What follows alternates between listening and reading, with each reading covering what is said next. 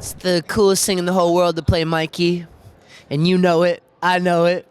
No, it's just, it's awesome, and to work with such a great cast: Sean Astin, Jason Biggs, Rob Paulson, Hoon Lee.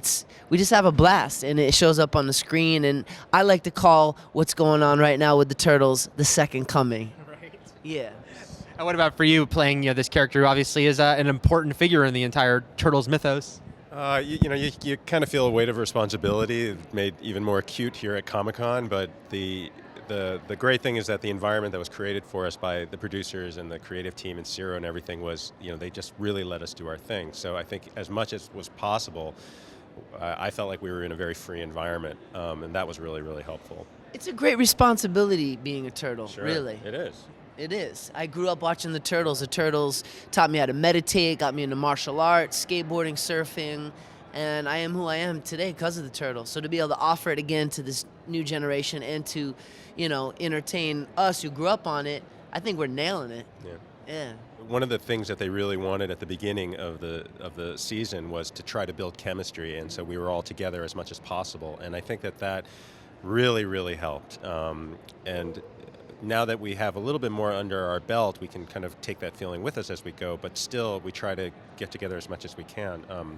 But it's, being in the room, I get to sit next to Greg in the booth, and it's just his delivery is so spot on all the time. It's really hard to not just watch him sometimes and not become a fan, not kind of just...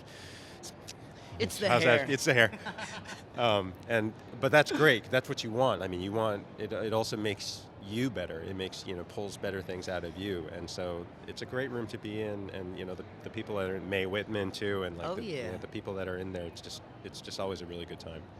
To initially be cast as Michaelangelo and to be a part of the show, I felt definitely a tremendous amount of pressure and responsibility, and maybe even like being scared. What's going to happen when it comes out? How are people going to react?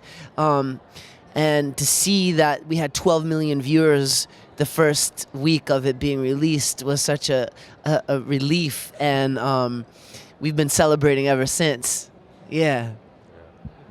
And you've got kind of a big storyline brewing here, obviously, with Shredder. Can you talk a little bit about building that out when we might actually see that guy appear and go face-to-face with you?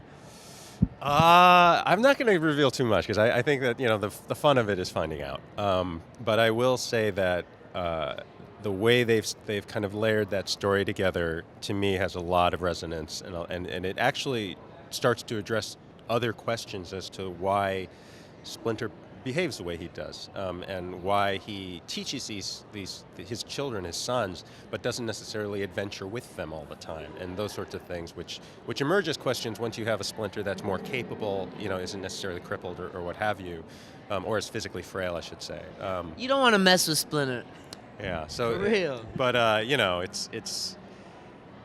I really feel like the story they're very, very well crafted, they're very well written, and so I think it's important that people be able to kind of experience them in the time and laying it out as it goes. So.